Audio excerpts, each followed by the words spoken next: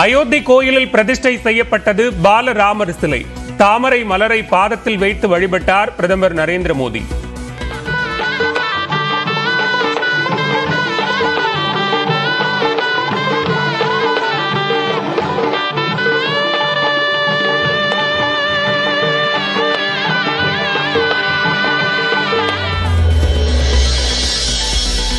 பிரதமர் மோடிக்கு புனித கயிறு மற்றும் மோதிரம் அணிவித்த சாதுக்கள். பிரசாதம் அருந்தி விரதத்தை முடித்துக் கொண்டார் பிரதமர்.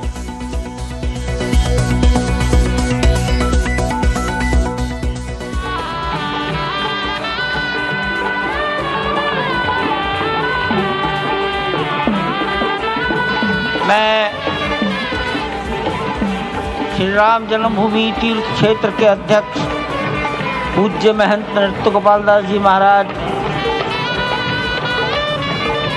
11 दिवसीय மிகப்பெரிய சட்ட போராட்டத்தால் ராமர் கோயில் சாத்தியமானதாக பிரதமர் நரேந்திர மோடி பேச்சு. இந்தியாவே இன்று தீபாவளியை கொண்டாடி வருவதாகவும் பெருமிதம்.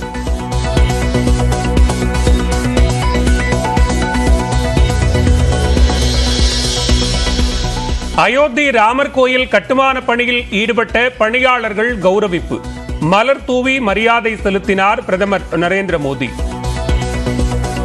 ये भाव बताता है जो नींव के पत्थर हैं, जिन्होंने दिन रात मेहनत कर कर सर्दी बरसात ठंड में गर्मी में जो इस तरह से मेहनत की और ये भव्य राम मंदिर का निर्माण किया है, यही असली नींव के पत्थर हैं।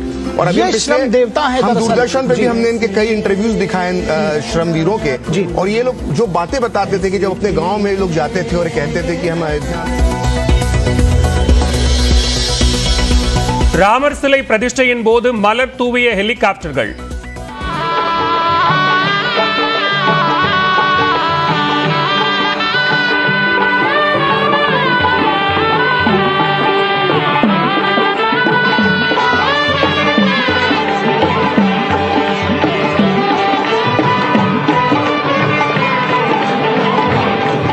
கோயில் வளாகத்தில் அமர்ந்தபடி திரையில் கண்டுகளித்த முக்கிய பிரமுகர்கள்.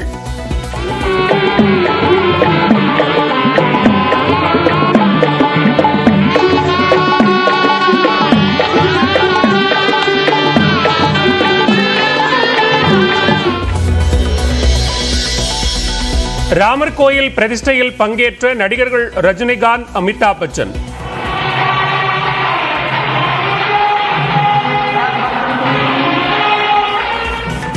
கிரிக்கெட் வீரர் சச்சின் டெண்டுல்கர், சிரஞ்சீவி உள்ளிட்டோரும் பங்கேற்பு.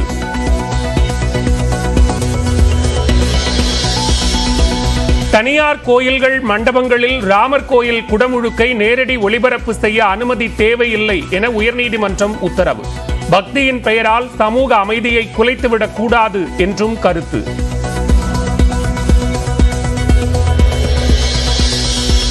சென்னை மேற்கு மாம்பலத்தில் உள்ள கோதண்டராமர் கோயில் பூசாரிகள் முகத்தில் கண்ணுக்கு புலப்படாத பயமும் அச்ச உணர்வும் இருந்ததாக ஆளுநர் பதிவு. சோர்வாக இருந்ததை ஆளுநர் தவறாக நினைத்திருக்கலாம் என அர்ச்சகர் பேட்டி.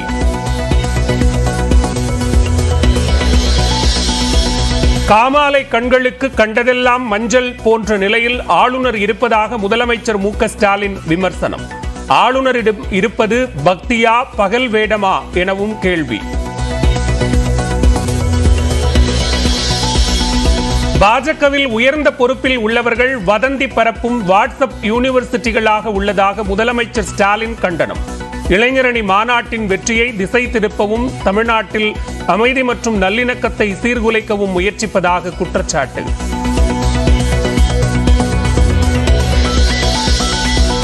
திமுகவை ஆன்மீகத்திற்கு எதிரான அரசு போல சித்தரிக்க ஆளுநர் முயற்சிப்பதாக அமைச்சர் சேகர் பாபு குற்றச்சாட்டு. கோயிலில் உரிய மரியாதை வழங்கப்பட்டதாகவும் விளக்கம்.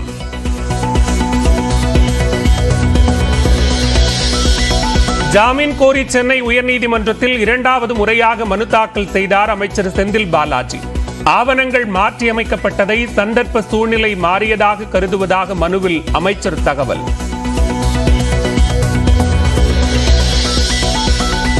இந்தி தெரியாது போடா என்ற வாசகம் கொண்ட டி-ஷர்ட் அணிந்த புகைப்படத்தை எக்ஸ் தளத்தில் பதிவிட்ட அமைச்சர் உதயநிதி.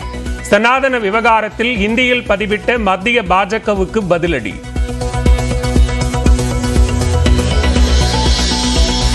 மக்களவை தேர்தல் தொகுதி பங்கீடு குறித்து பேச்சுவார்த்தை நடத்த அதிமுகவில் 5 பேர் கொண்ட குழு அமைப்பு. KP Munusamy, Dindigul Srinivasan, Thangamani, SP Velumani, Benjamin ஆகியோர் குழுவில் உள்ளனர்.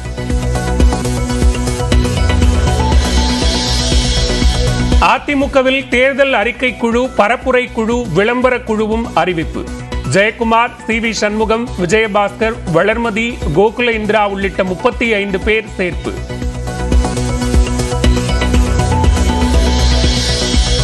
புதுச்சேரி ஆட்டுப்பட்டியில் புதுமனை புகுவிழா நடைபெறவிருந்த 3 மாடி வீடு முழுவதுமாக சாய்ந்து விழுந்து விபத்து. வாய்க்கால் பணியின் போது தோண்டப்பட்ட பள்ளத்தால் புதிய வீடு இடிந்த சோகம்.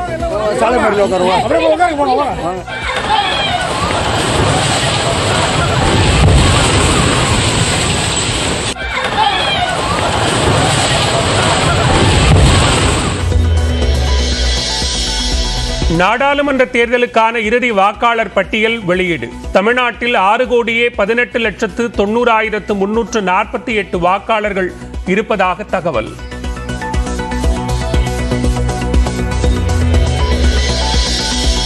சீனாவின் தென்மேற்கு பகுதியில் பயங்கர நிலச்சரிவு, 47 பேர் உயிரிழந்த சோகம்.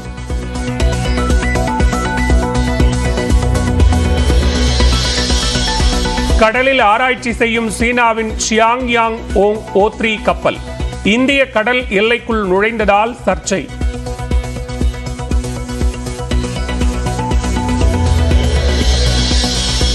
இங்கிலாந்துக்கு எதிரான டெஸ்ட் கிரிக்கெட் தொடர் தனிப்பட்ட காரணங்களால் முதல் 2 போட்டிகளில் இருந்து விலகுவதாக இந்திய அணி வீரர் விராட் கோலி அறிவிப்பு.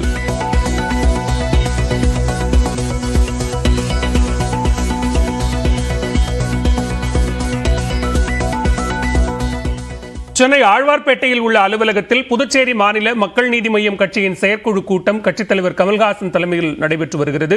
இத்தொடர்பான கூடுதல் விவரங்களோடு இணைகிறார் சிறப்பு செய்தியாளர் சுபாஷ். விவரங்களை பதிவு செய்யலாம். மக்கள் நீதி மைய கட்சியின் தலைவர் கமலஹாசன் தலைமையில் புதுச்சேரி மாநிலத்திற்கான அக்கட்சியினுடைய செயற்குழு கூட்டமானது ஆழ்வார்பேட்டையில் உள்ள கட்சி அலுவலகத்தில் தற்போது நடைபெற்று வருகிறது. இந்த கூட்டத்தில் கமலஹாசன் எதிர்வரக்கூடிய நாடாளுமன்ற தேர்தலில் கட்சியினுடைய செயல்பாடு எப்படி இருக்க வேண்டும், கட்சி அந்த களத்தில் தேர்தல் களத்தில் எவ்வாறாக செயல்பட வேண்டும் என்பது தொடர்பான ஒரு முக்கிய ஆலோசனையில் ஈடுபட்டு வருகிறார். அதற்கு முன்பாக சிறப்பு திறனுடைய குழந்தைகளை கமலஹாசன் சந்தித்து பேசியிருக்கிறார். அவர்கள் வரும் பிப்ரவரி மாதம் 1ஆம் தேதி முதல் 4ஆம் தேதி வரை 4 நாட்கள் கடலூரிலிருந்து சென்னை வரை 165 கிலோமீட்டர் தூரத்தை நீச்சல் பயணத்தின் மூலம் கடக்க உள்ளனர். அது குறித்து அவர்களிடம் வாழ்த்து பெறுவதற்காக இந்த குழந்தைகளும் வந்திருக்கிறார்கள். தேர்தலை பொறுத்தவரை தமிழகத்தில் இருக்கக்கூடிய அனைத்து கட்சிகளும் பல்வேறு கட்டமான நடவடிக்கைகளில் ஈடுபட்டு வருகிறார்கள். குறிப்பாக திமுக, அதிமுக ஆகிய இரு கட்சிகளும், பாரதிய ஜனதா ஆகிய இந்த 3 கட்சிகளும் பொறுப்பாளர்கள் நியமித்து தேர்தலுக்கான பணிகளை எல்லாம் தீவிரமாக முன்னெடுத்து வருகின்றன. அதே போல மற்ற கட்சிகளையும் செயல்பட்டு வரும் சூழலில் மக்கள் நீதி மைய தலைவர் கமலஹாசன் இன்றைய தினத்தில் புதுச்சேரி மாநிலத்துக்கான செயற்குழு கூட்டமும் நாளைய தினத்தில் தமிழ்நாடு மாநிலத்திற்கான செயற்குழு கூட்டத்தையும் நடத்த இருக்கிறார். அந்த பல்வேறு விஷயங்களை அவர்கள் நிர்வாகிகளுடன் கலந்து பேசி தேர்தலுக்கான முழு செயல்பாடு எப்படி அமைய வேண்டும் என்பதற்கான ஆலோசனைகளை அவர் கொடுக்க இருக்கிறார். விரிவான விவரங்களை பதிவு செய்தமைக்கு